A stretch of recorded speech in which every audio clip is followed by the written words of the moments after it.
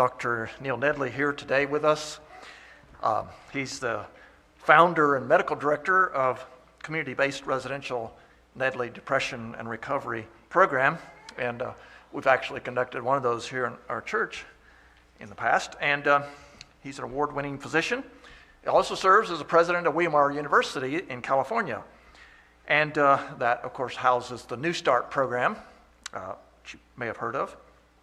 He's presented and published numerous scientific reviews, studies in the medical and scientific literature. He's a well-known author and speaker and teacher internationally.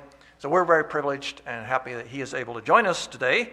And he and his family have been long-term friends with our family going back quite a few years. So welcome here, Dr. Ned.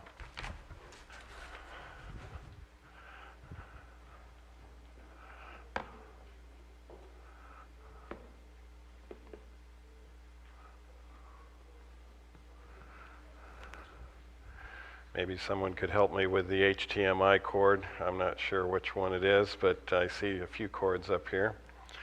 So nice to be here in Oklahoma. I practiced for 26 years in Ardmore, Oklahoma, which is just across the Red River from Dallas, Texas, there on I-35. And one of the reasons why I ended up in Ardmore, Oklahoma is actually Ruth's father and mother.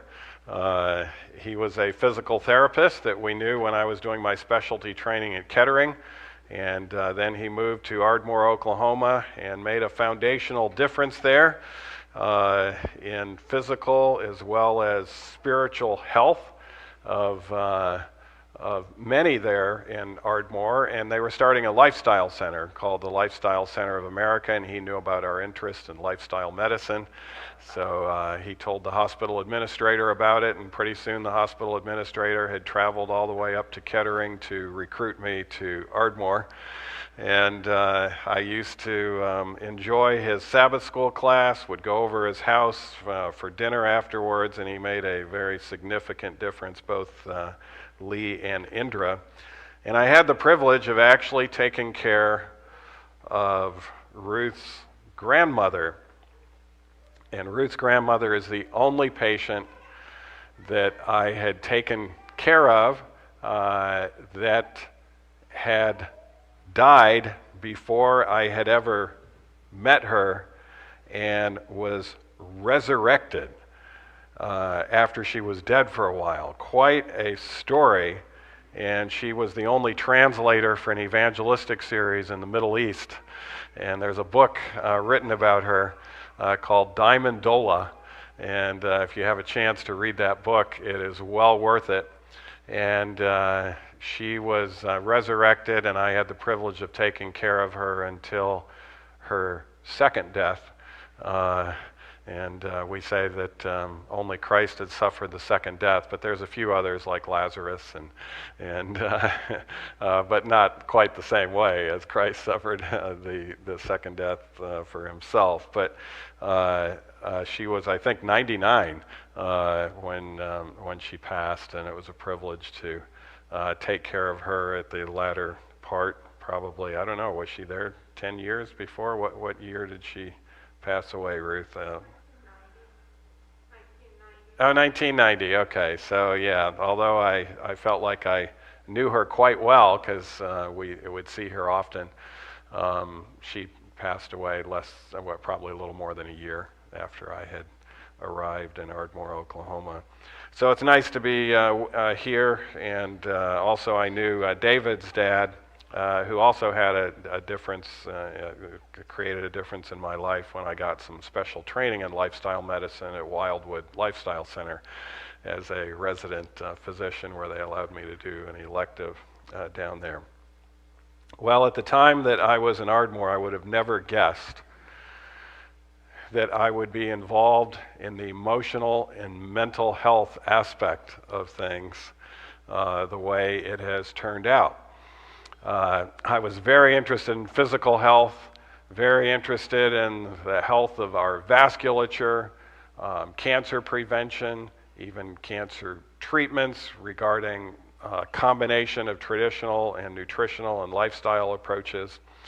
But seeing so many of my patients depressed and anxious, I decided to do a lot of study in regards to nutrition and lifestyle principles in depression and anxiety. And we started seeing a tremendous difference. In Ardmore, Oklahoma, everyone with depression and anxiety seemed to want to see me because word was getting out. This is far better than medicine. This is far better than other approaches. Far better than counseling. Go see that man. And so we ended up, my receptionist says, you can't see every depressed and anxious person in this town. And so you need to write a book about what you're doing. And so we wrote a book, and then people that are depressed and anxious, not all of them are able to actually read and focus a book or apply it. And so that's when we decided, you know what, we need to come up with an easier approach where it's, where they can see videos and a workbook and those type of things to go through it.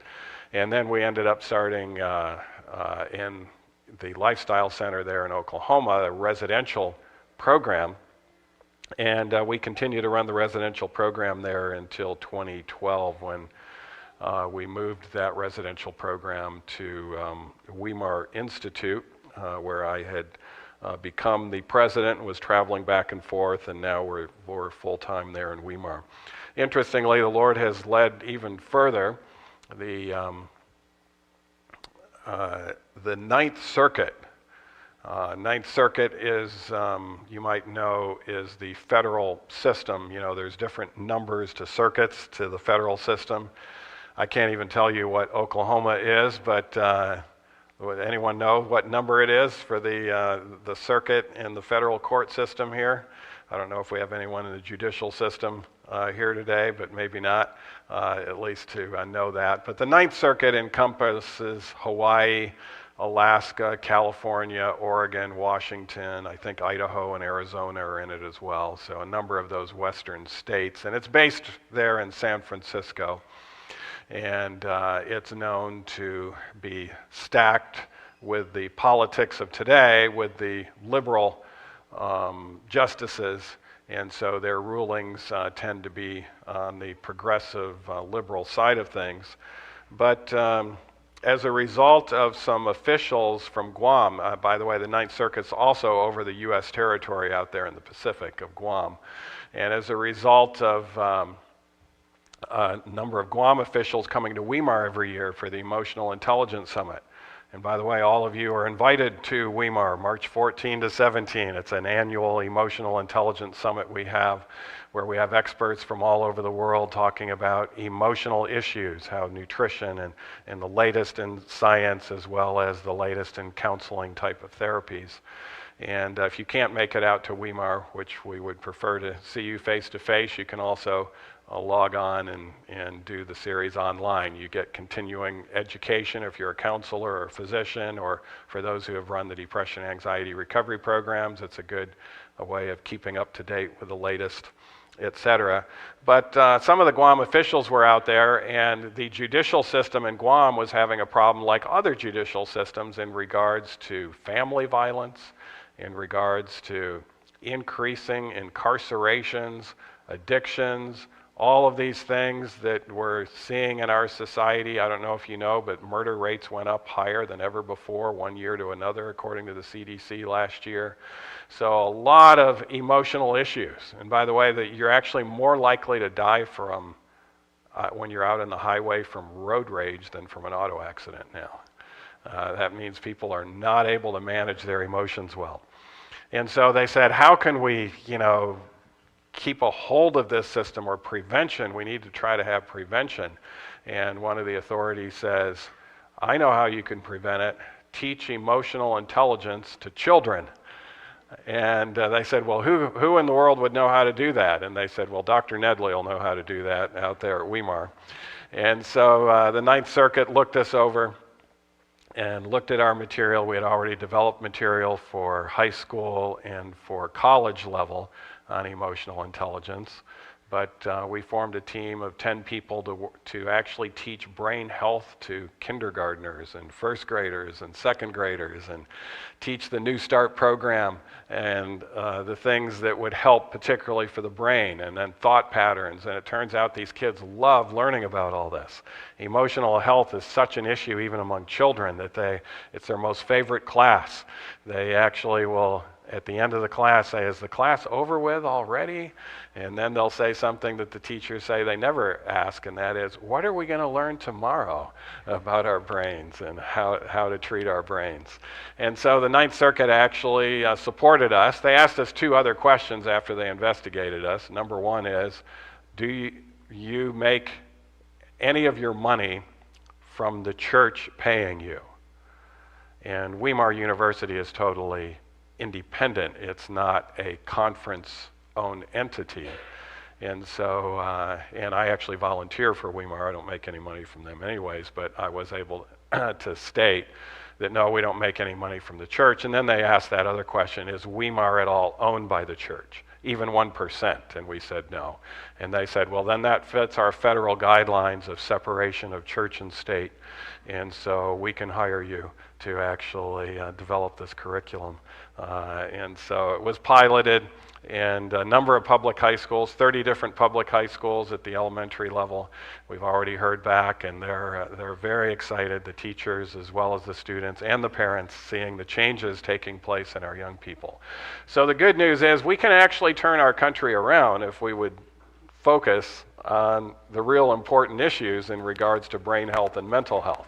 I know our politicians don't seem to be interested in any of those things, but I think that they themselves might actually be helped if they would go through our curriculum, because politicians are not known for their emotional intelligence today. But nonetheless, I probably shouldn't say that. I always offend somebody when I say that, because we always have people that are very rah-rah for certain politicians. And not all politicians have low EQ, by the way. There are some that do have higher EQ, so I'm not talking about anyone in particular. But interestingly, the most quoted researcher in all the world now, who's from Stanford, Dr. Baumeister, says the number one problem in all of this world is not what the politicians are talking about. It's lack of comprehensive self-control. And you can't control yourself if you're not able to manage your emotions. And so emotional intelligence is core and central to the number one problem in all of this world. And I've never heard either party talk about it, or any of the recent presidents talk about any of that. So today we're going to be talking about what's on the screen here, the secret to happiness. And speaking of politics, our USA founding document. What is our founding document? It's not our Constitution. This document came about the Constitution was 1789, for those of you in history, before it was ratified and put into force. There was a document before that, though. The Declaration of Independence. And that Declaration of Independence talked about the importance of the pursuit of what? Life, liberty, and the pursuit of happiness. And this is something that really all of us as Americans, or anyone in the world, should be interested about, the pursuit of happiness. Well, we have found out that in today's world, we have less happy people than ever recorded in human history. And so our pursuits are not working out too well today. In fact, CNN even documented this. They said the next time you're deciding between ice cream and cake, buying a car or taking a trip to Europe, accepting a new job, or keeping your old one, you should remember two things. First, your decision is rooted in the desire to become happy, or at least happier than you are now. Second, there's a good chance the decision you make will be what? Wrong. Why? Daniel Gilbert, Harvard psychologist who has studied happiness, says people have a lot of bad theories about happiness. In fact, he goes on to say our culture employs us to buy bigger, newer, better things, but research shows stuff does not buy happiness. By and large, money buys happiness only for those who what? Lack the basic needs. By the way, how can you tell the difference between needs and wants? You just ask yourself this simple question: how long can I go without this before I die? If it doesn't affect that, it is not a need. And so there's a lot of people talking about their needs. In fact, when they come to our program, I'm not getting my needs met, etc.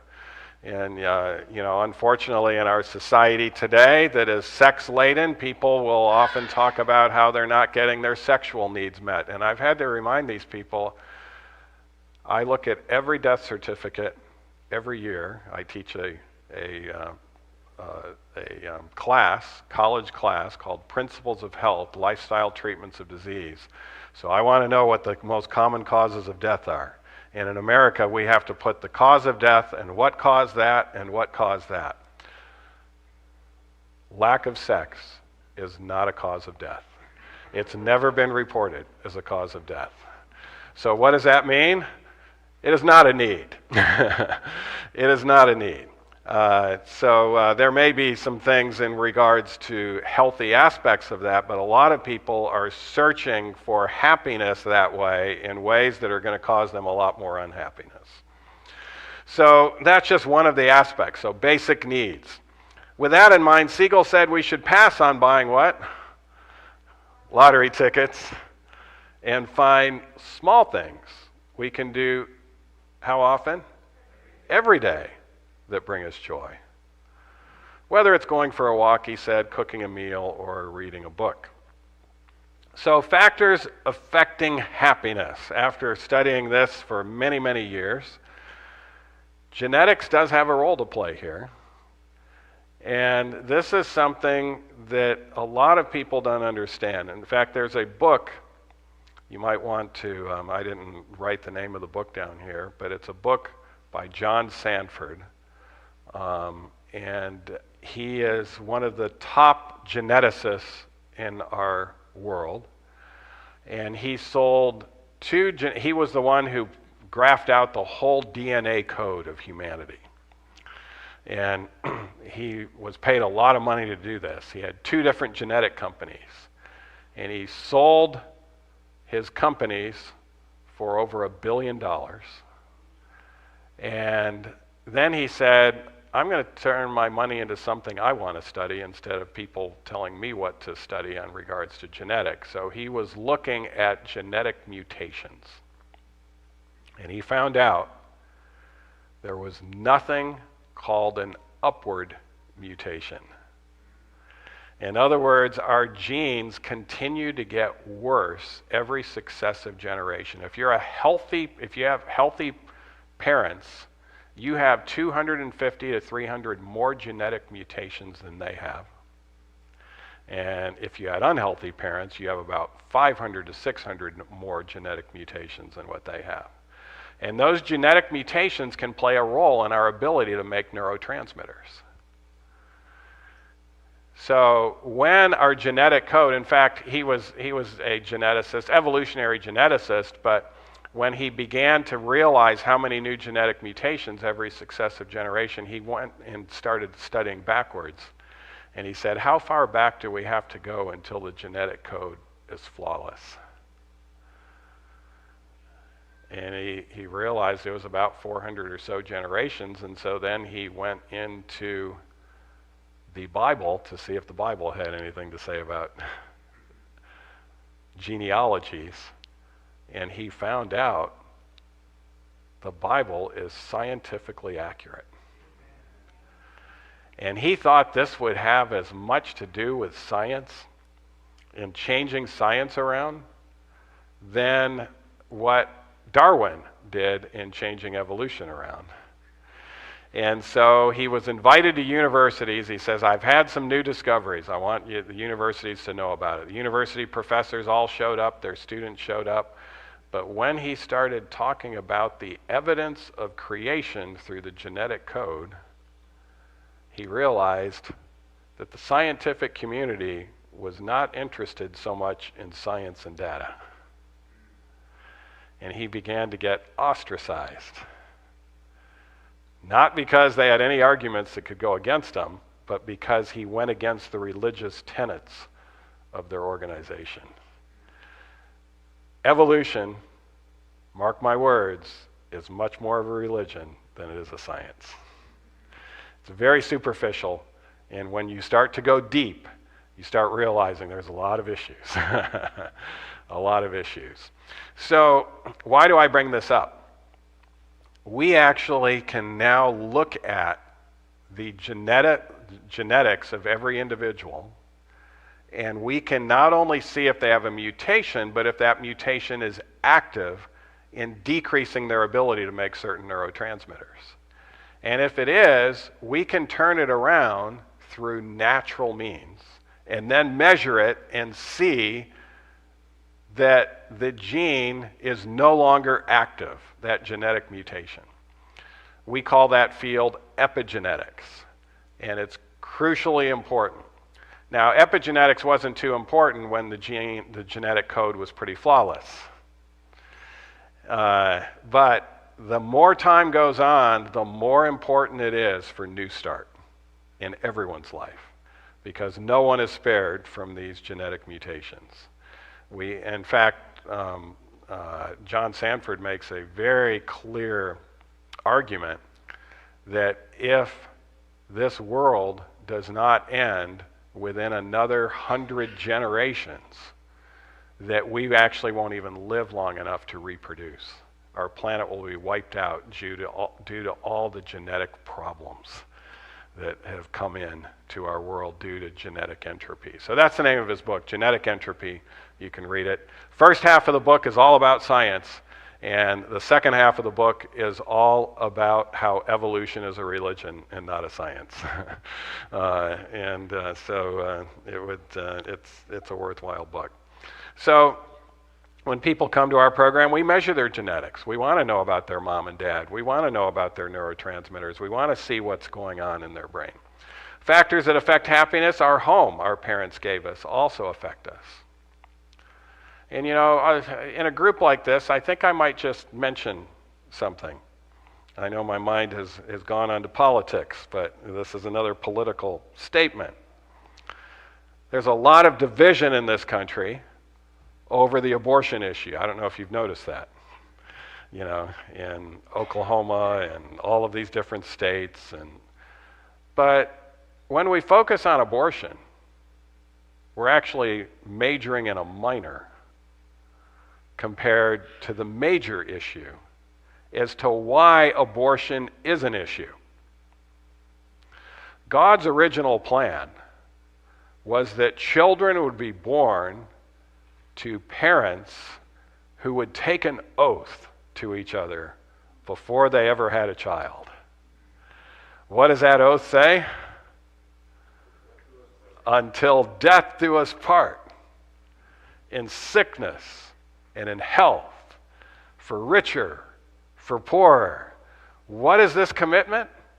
This commitment is that they are committing themselves to self-sacrificing love for each other. It's not a commitment to erotic love.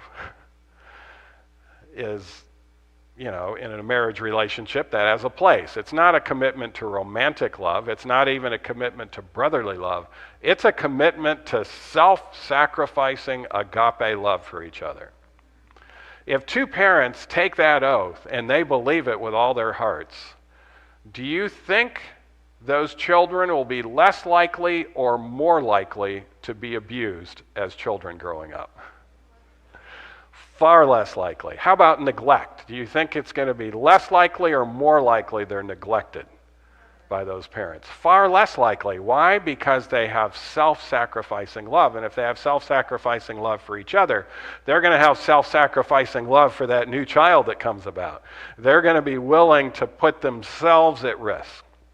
They're going to put their own desires behind the needs of their children.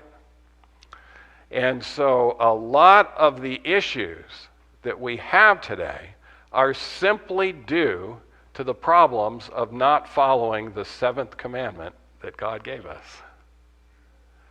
And interestingly, our country, speaking about the founding of our country was on liberty. It was freedom of religion, freedom of speech, freedom, economic freedoms, freedom to own property. But our freedom was not what the French were after. The French Revolution was about sexual freedom, and it collapsed the society. Our freedom was not sexual freedom because every state had laws against adultery. So the reason why we're having issues with the abortion issue is because we didn't enforce the seventh commandment. And if we would actually elevate the seventh commandment as to its purpose, to protect humanity, to protect children, to have all of those levels of protection, and we wouldn't even be having the abortion discussion. And so next time someone brings up abortion, bring up the seventh commandment to them and see how they react to that. Often we just focus in on the sixth commandment of the thou shalt not kill, but there were some things that happened prior to that we should be focusing in on more so. So the home our parents gave us, were they really loving parents? Did they really get along together? Were they a team? Were those things important? That's very important in regards to our happiness. But also our happiness is very much connected with what we put into our bodies and what we do with our bodies. This is why God says in the Bible, whatsoever ye eat, or whatsoever you what? Drink, or whatsoever you do all to what? The glory of God. And so this is where nutrition and lifestyle are a major factor. But also it's not just nutrition and lifestyle, it's our thought patterns, the highways in our brain. What thoughts are we telling ourselves? The typical person who's not happy, 80% of their thoughts are negative and 95% of their thoughts are repetitive. Repetitive negative thoughts, and they have highways in the brain, and yes, their thoughts on the surface appear valid to them, but they are neglecting greater truths. And to think those thoughts are certainly not helpful, but they're neglecting greater, truer thoughts that would be helpful that they're not thinking at all. And this is why our program, in order to produce happiness, we not only have to help fix the biochemistry, we also have to dismantle some of these highways in the brain and put up some new highways in the brain. What a difference that can make. And then finally, our frontal lobe circulation. This is the area of our brain that's the spiritual part of the brain that is so important. And of course, some of our habits even affect that spiritual part of our brain. I heard a little bit about, I think his name is Daniel, who conducted your orchestra in December. Is Daniel here today? All right, he's back there. Daniel, go ahead and stand up so I can see you. All right, yep, good to see Daniel. Daniel actually enhanced the frontal lobes of all those that attended that event because it was melodious music, harmonious music, and it was music that had a purpose behind it. And healthy music is actually healthy for the brain. It does help neurotransmitters. It even helps gastroenterologists like myself to detect hard-to-detect polyps. There was a randomized controlled study. A lot of surgeons listen to music while they're doing their surgery. You might want to ask them, what music are they going to listen to? Because if they listen to classical music, they do a significantly better job, statistically significantly better job in the operating room. And then if they're listening to the music that just stimulates their limbic system, but not their frontal lobe. And so, of course, having that spiritual purpose can also be healthy as well. So this is how the world tries to make you happy if you're not happy. By the way, this is a synapse. Every pharmaceutical company is trying to affect this synapse here because they realize that a lot of people aren't making enough serotonin. And if you're not making enough serotonin, there's very few of these red dots out here. And so they can't give you anything that's patentable that helps you to make more of it, nor can they give you anything that's patentable that helps you build up receptors. Now, there are things, nutrition and lifestyle, that can do a great job on both of those fronts. So how do they do it? They actually plug these reuptake channels. And these are vacuum cleaner pluggers. After the receptor binds onto it, an electrical signal goes. It releases this little red serotonin molecule, and then it's vacuumed back up. That vacuuming is very important so it can be stored for further usage. But the drugs that are used are called SSRIs. That's the most common drug for depression. Selective serotonin reuptake inhibitors. It sounds very sophisticated. The average person has no idea what it means, but the doctor said it would help their serotonin levels. Well, if you block these reuptake channels and there's not enough of this, it can help you to bind onto the receptor, but now you're not vacuuming it back up, and the neuron was already short in it, and so now it's going to be short further.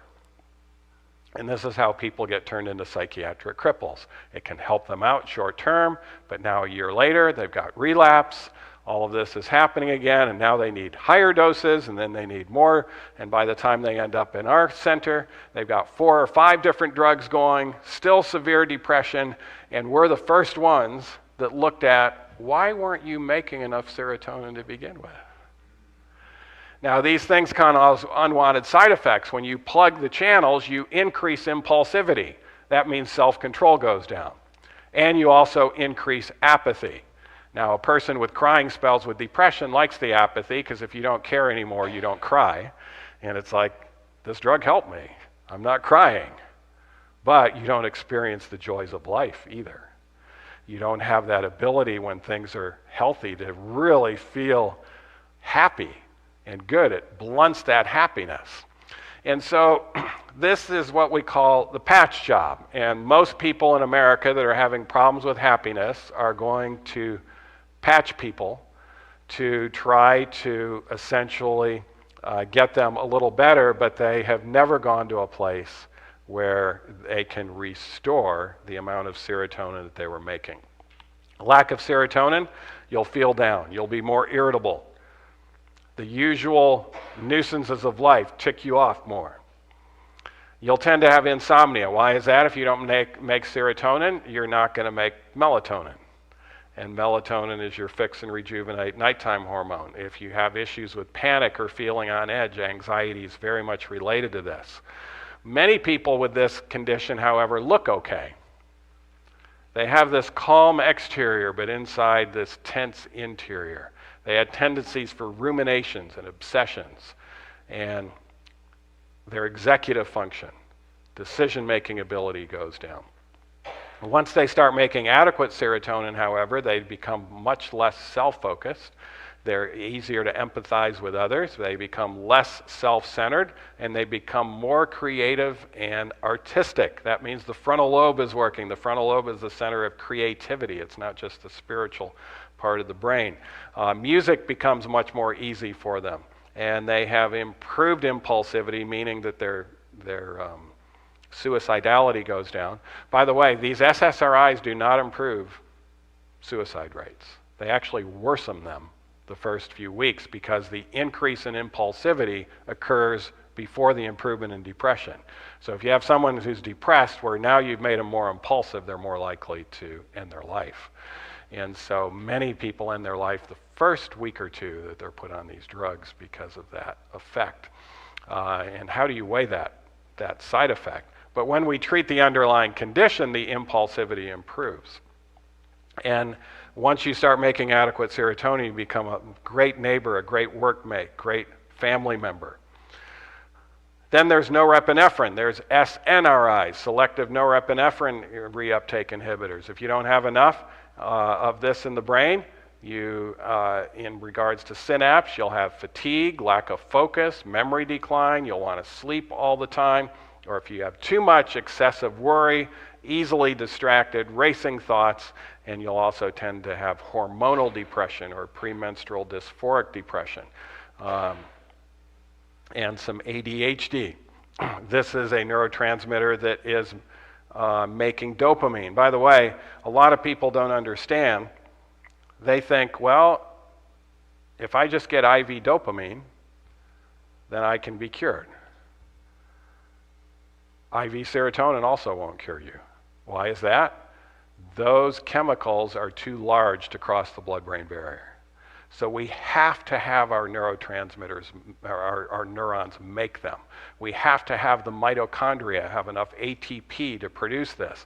This is why a lot of people have brain fog and brain fatigue and not able to experience that happiness, because their ATP and their mitochondria have run out of energy trying to produce these chemicals. With lack of dopamine, your motivation for worthy goals goes down. You're not interested in the new day anymore. What does that mean? You get up because of duty, but not because you want to get up. Things that used to be pleasurable, no longer pleasurable. And you can also get into weight gain or weight loss, depending on the norepinephrine levels. And then many people lacking dopamine seek superstimulation via screens or other false ways. These are people that can't get off their YouTube. They're, addicted to their devices. They might have other addictions, gambling addictions, substance addictions, maybe marijuana addiction. And they can get easily discouraged. And of course, we can measure the effects of this and actually see it and recognize the dopamine set point being going down. This also explains why there's more fun things to do than ever before in human history, but yet more depression than ever before. Many of these fun things produce a dopamine surge, like this, where the person at first, when they look at that YouTube video, get this sense of euphoria, or maybe when they eat that chocolate bar, they get this sense of euphoria. And then it doesn't stay up there long. False ways will not keep it up there long. That dopamine level comes down, but it doesn't come down to where it was before. When it's a big surge and a false way of doing it, it comes down to a little bit less than what that set point was. The next time we do it, oh, I remember, this was fun. The next time we do it, or eat that chocolate bar, the dopamine level comes up again, but it doesn't come up quite as far as it was. And when it comes down a little further. So repeat this 1,000 times, and your dopamine set point is down there, and now when you're doing it, you just feel neutral. And in between times, it's a deep, distressing sense of deprivation. This is why so many people are using marijuana and still not getting any satisfaction. They're using whatever it is, alcohol. They're using drugs. Now they're even trying, these out-of-body experiences through LSD type of drugs that have become popular for using them for depression. By the way, beware of doing that. We've had so many people that have tried that in our program, and their mental health condition worsens significantly. Panic that they never had before, all of those sorts of things, and it's like, I wish I would have never done that. But fortunately, the brain can even heal from their standpoint. But then you take someone that's not addicted to anything, and just taking a nice walk in a nature setting produces a dopamine level like this. It doesn't surge, but it just gradually continues to go up. And now the walk ends, but the dopamine level doesn't come back down like that. The dopamine level just gradually comes down over the course of hours. And it's still higher than it was before we took the walk. So a lot of people think, hey, if I get over my addiction, I'm not going to get dopamine anymore. They're actually going to get dopamine levels far higher than they ever had before once they completely recover from their addiction and take care of the problems of why they weren't producing enough dopamine. And an example of this is my father, and this is one of the reasons why I got interested in lifestyle medicine. At age 13, my father went through a tremendous change. He was overweight, He was obese, he was irritable, he was, had a lot on his plate, but he recognized when a couple of his buddies died from heart attacks in their late 40s, and knowing that his parents had died from heart attacks at an early age and strokes, he realized he needed to do something different. And in his late 40s, he decided he was going to get off of sugar. He read a book called Sugar Blues. He was not a doctor, he was an engineer. And he told my mom, no more sugar. And she smiled. She thought, there's no way. This guy is addicted to chocolate-covered cherries. He's addicted to Reese's peanut butter cups. He's addicted to ice cream. He likes my Toll House cookies. He's not going to stay away from sugar. But he meant it. And he asked God to help him. And 4 months later, she felt sorry for him enough, she would cook him a blueberry pie without sugar, and we would have a blueberry pie with sugar. But at 4 months, the pies were switched, and he got into the sugar one first, and he says, I can't eat this. It's a sickening sweet. I can't believe I used to like this stuff. It doesn't even taste good. And she thought he was crazy, because said, no, that's the non-sugar one. I don't know what you're talking about. And then she bit into his pie, and her mouth puckered up and says, how can you eat this? But yet at 4 months, he began to enjoy food and have a smile on his face at just the simple food served. Corn on the cob was like dessert for him. It was like, man, this is so sweet. This is just amazing. And, just the regular plant foods started to taste so wonderful to him. And my uncle from Texas said it would be worth the trip up here just to see your dad eat. He enjoys eating so much. And he lost weight, he got down to his lean body mass, even though he enjoyed all of that. Desire of Ages says it is the love of self that brings unrest. One of the questions that our spiritual counselor asks people when they come to our program, are you following your rules or are you following God's rules? Now, he doesn't necessarily ask that off the bat. I'll tell you about an atheist that came to our program. Atheists sometimes, they see our data and they see the science and they realize there's something going on here that's positive. But they also see that I'm a Christian and that I have a Christian-based program, and so they wonder, are they going to allow me in if I'm an atheist? We allow everyone in if they qualify for this program, whether they're atheist, whatever their background is, as long as they're not going to be unsafe for others. We do screen for that because we do have a group program, so we're not going to have anyone in a non-safe condition. But as long as they're safe for themselves and others, they are allowed into the program. And one of the atheists was also a counselor. He was a doctor of psychology. And our counselor, first question he asked, how satisfied are you with your life? Oh, not satisfied.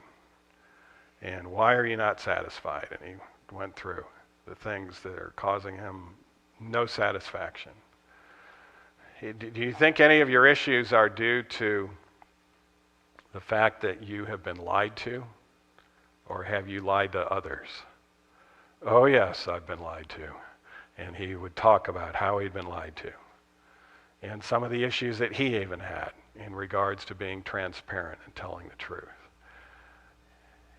Do you think any of your issues are due to anyone that's taken things from you that they shouldn't have? Oh yes, we went into that.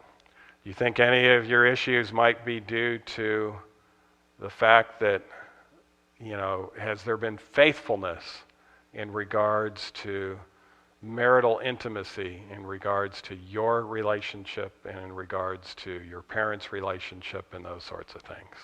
And that got him off on a whole other discussion. How about the health of your body? How are you doing in regards to health principles that you know are important? And then finally asked, what about authority figures? Do you have issues with authority figures? And so he went into his issues there. This was just a 35-minute counseling session. And at the end of it, the atheist asked the counselor, I've been in counseling my whole life. I've never seen someone be able to get to the deep core issues in 35 minutes the way you have. How did you learn how to do your interview? And the counselor said, I learned it from God. What do you mean you learned it from God? He said, every question I asked you was about the 10 Commandments. He said, I started out with number 10. I went backwards. Number 10, number 9, number 8. The guy says, I don't even know what the 10 Commandments state. He said, well, that's going to be your first assignment. I'm going to assign you Exodus chapter 20. He showed him the verses. And you're going to read the 10 Commandments. And let's discuss the principles behind those commandments when you come back. Because these are core issues. Obviously, they're very, very core issues for you. And this will put you on the pathway of healing. Well, at the end of that session, and this was a man who had issues. He was addicted to benzos. He was wanting to get off of them. He had marital issues, all of those things. But his mind was opened up because he realized God's rules were better than his own rules. We're told the law of love being the foundation of the government of God, the happiness of all created beings depended upon their perfect accord with its great principles of righteousness. And so that law is actually there to make us happy. And if we follow those principles, we will be far more happier. Most sadness and anxiety that we come across today, I have noticed, is often due to lack of knowledge. The Bible says, my people are destroyed for what? Lack of knowledge. That lack of knowledge has caused their brain synapses to no longer be healthy. They don't know what it is they need to help this. Negative, repetitive thoughts that are not even rational or helpful, and these thoughts become automatic, and then following their own rules instead of God's rules. And where does it lead? It leads to people kicking against the pricks. That was the question Christ asked Paul. Why are you kicking against the pricks? In other words, you're doing this to yourself. And when we start doing things to ourselves, even though we're ignorant about it, we're going to have relationships that bring pain. We're going to get involved in addictions. Our dopamine set points are going to go down, and we'll no longer enjoy the usual activities of life. And then finally, disease and divorce and worry and fear, and finally, death. It's painful, and we're doing it to ourselves. But God has a way out of this.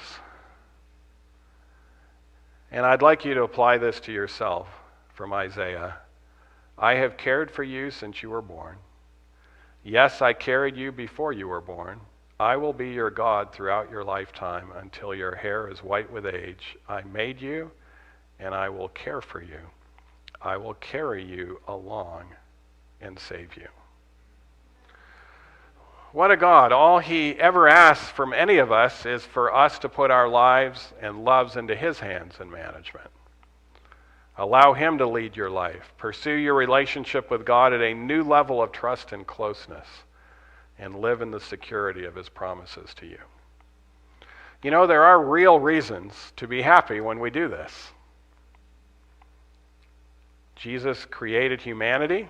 That means he created you, this whole system, an amazing creative system of embryology and reproduction.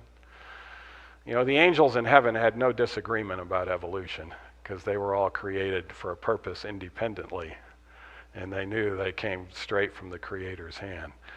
But God put this system of families in place to demonstrate new aspects of love and reproduction and all those things. And then the devil, who was not happy with that system, then used it to tempt people into thinking there was never a creator to begin with.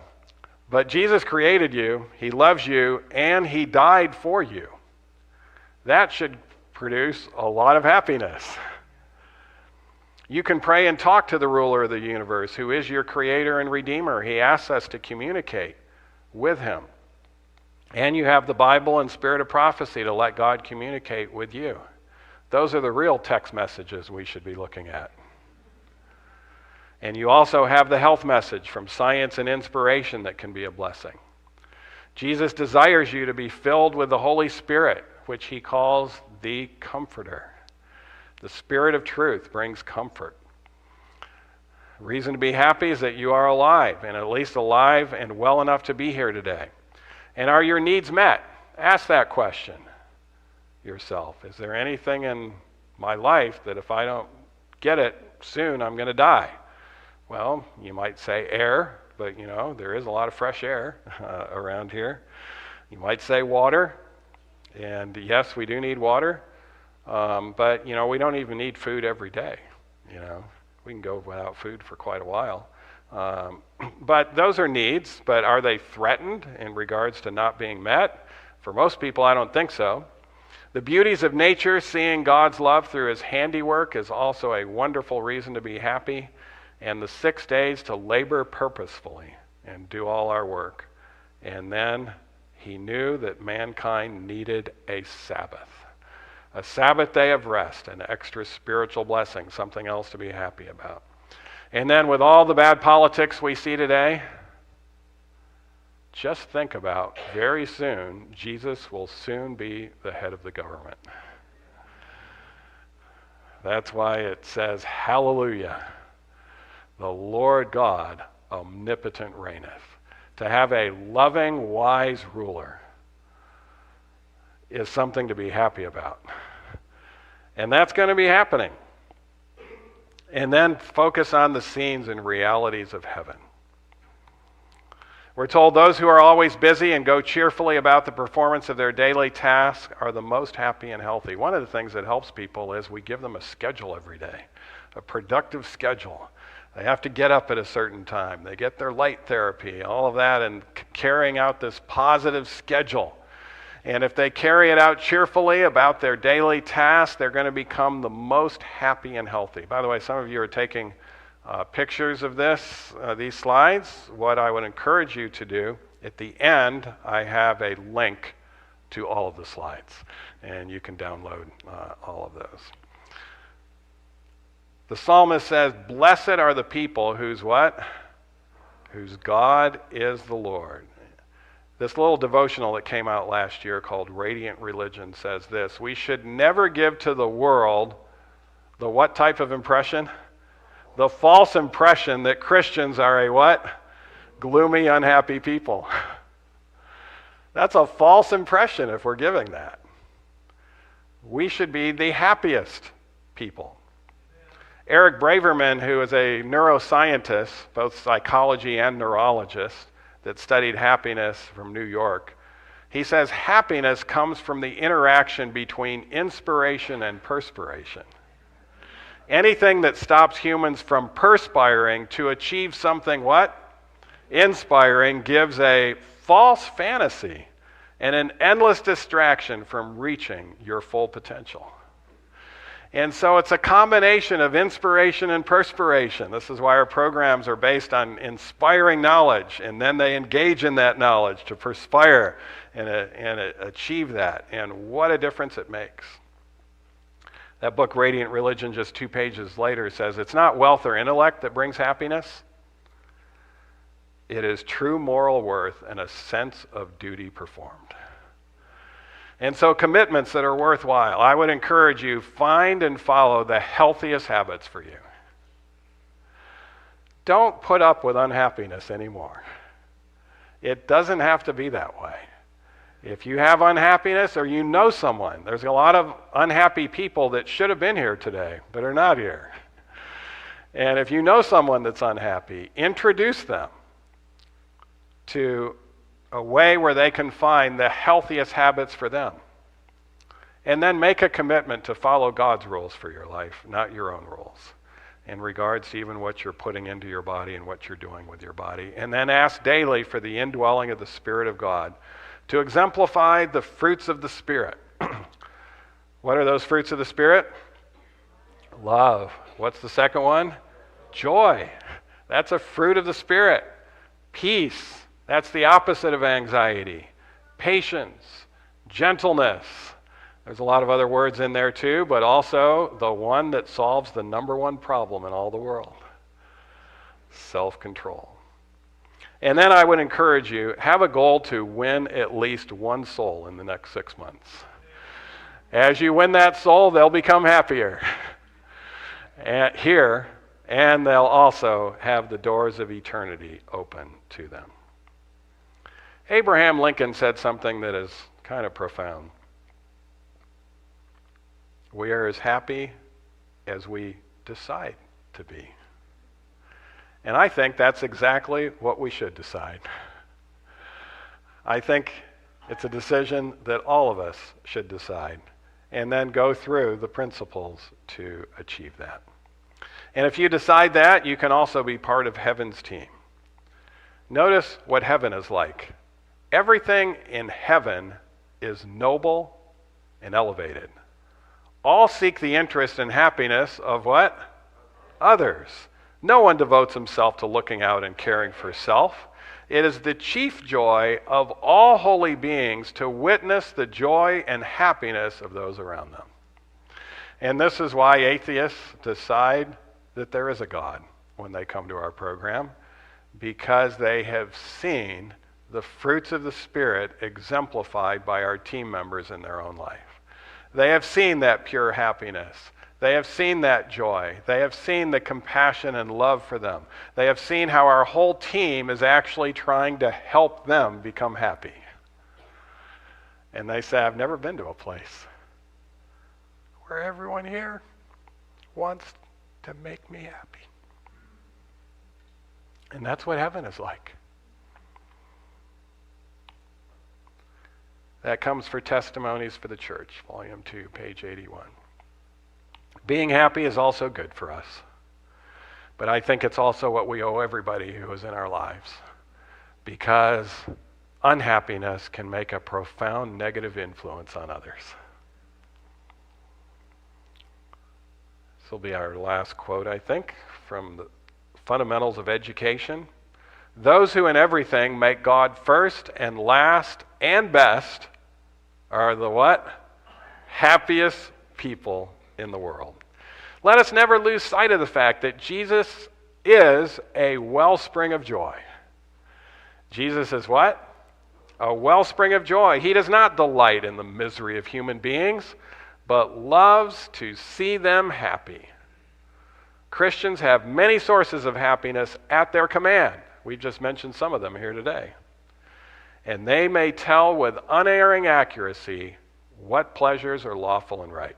You know, one of the interesting things about those 10 Commandments, people will try to argue with them sometimes. Oh, I think in my case, I'll actually be happier if I commit adultery. That's probably best for most people, but for me, I actually need this. And they sit there and they rest. Or, you know, for most people, you know, alcohol is bad. But for me, I need it. And so I have to have this alcohol in order for me to be happy. This is what they'll tell themselves in regards to the tricks that we play in ourselves sometimes when we go against God's rules. But there's only 10 rules. How many things are there out there that can help us to become happy that have no hooks in the wrong direction? A lot more than 10. A lot more than 100. A lot more than 1,000. Thomas Jefferson said something pretty profound. He says, don't bite at the bait of pleasure until you are sure there is no hook beneath. And if we would follow that, there's 1,000 things the Lord has on the pathway to his throne that can help us to become even happier than we are now.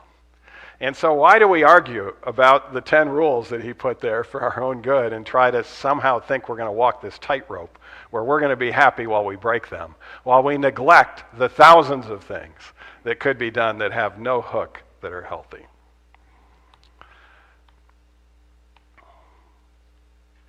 Our last text is, thou wilt show me the path of life. In thy presence is what? Fullness of joy. And at thy right hand there are pleasures forevermore. you want to learn more about what could help you or your loved ones to become healthy, I'll just mention these on the screen. There's also a phone number, but you can also download those lecture slides by putting your phone up to this slide, and you'll be able to see all of these slides and be able to remind yourself and quote them as well. Well, our closing hymn is God's way of making us happy, and the Bible says God is love, and it's love that makes us happy, as this hymn reminds us. So let's go to our closing hymn. And I'll be around if there's any questions afterwards, or comments or clarifications that you would need. Thank you. Yeah. Let's sing hymn number 579 together. Let's stand up and sing it together. Thank you, Dr. Nedley, for that wonderful message.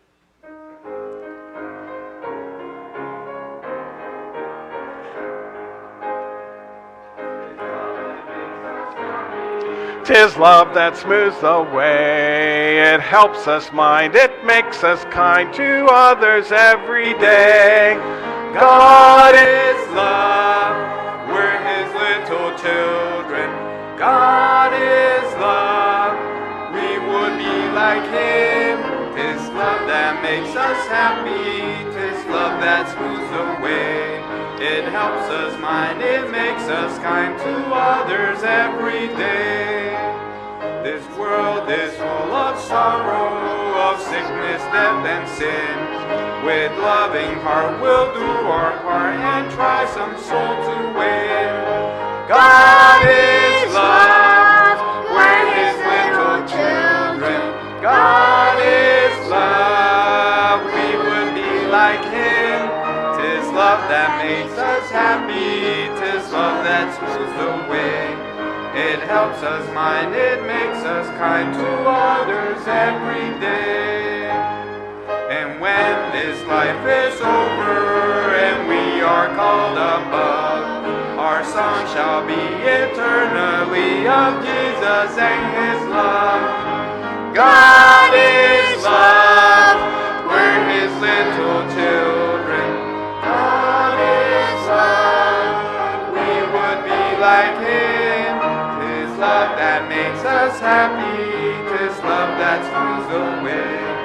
It helps us mind, it makes us kind to others every day. Amen.